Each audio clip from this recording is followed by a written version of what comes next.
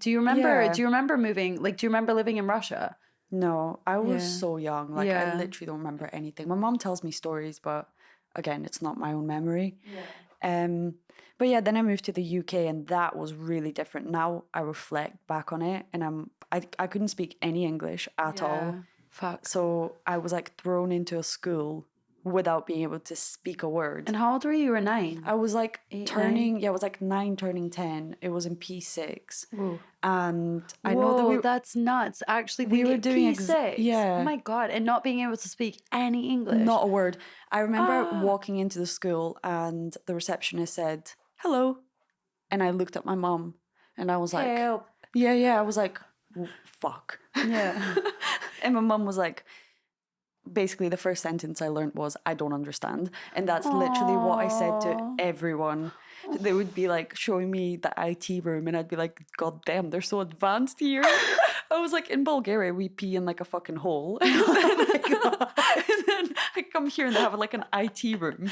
Oh God. So that was pretty exciting. Wait, bring it back. You went to a very good school. Sheen's is like one of the best schools in Edinburgh. Like, yeah. And they took my education really seriously.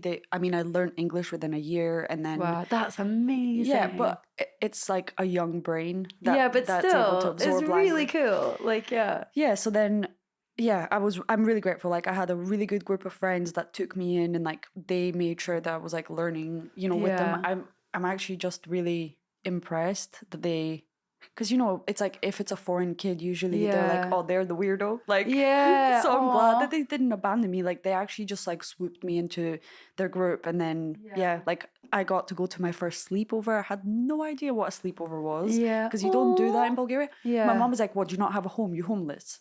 Like, so it's like you don't sleep over because you have your own home. Whereas in here, it's like the social aspect of like having a sleepover with your friends. And I remember being at my friend's house and learning the word midnight because, so the mom was like, "Oh, you're not going to make me drive you home at midnight, are you?" And I was like, "What does that mean?" What does midnight mean? Yeah, and I could not compute. Like, they were trying to describe it, and I was like, what the hell does that mean? Yeah. And then the next day I came home and I was like, "Mom, what does midnight mean?" I was just so confused.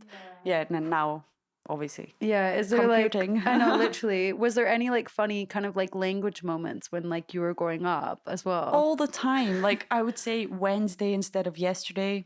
"Oh, remember Wednesday we do this?" And they would be like, "Yeah, on Wednesday." And I would be like, "No, Wednesday," as in like, because I could, like tomorrow, like yesterday. Yesterday? Oh, it was so, that's quite funny. I know, it's funny, like, it's literally. Like, and we did that Wednesday. No, we did that yesterday. Yeah, Wednesday. And Wednesday is the new yesterday.